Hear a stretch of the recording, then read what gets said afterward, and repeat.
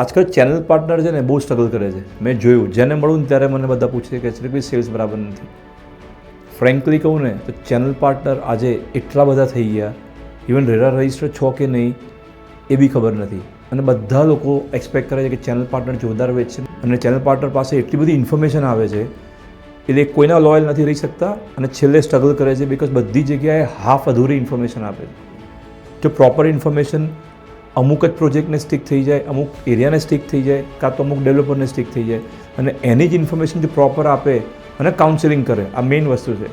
Customer જોડે counselling કરે કે એમની શું નીડ છે અને એની સામે કઈ પ્રોડક્ટ કે કઈ પ્રોજેક્ટ એમને ઓફર કરવા છે. જો આ મેચ કરી દેશે ને તો કોઈ બી ટાઈમમાં સેલ્સ તો સરસ જ થાય. બધાનું વેચવા જશો ને તો નહીં પહોંચી વળો, કોઈકને લોયલ બનો.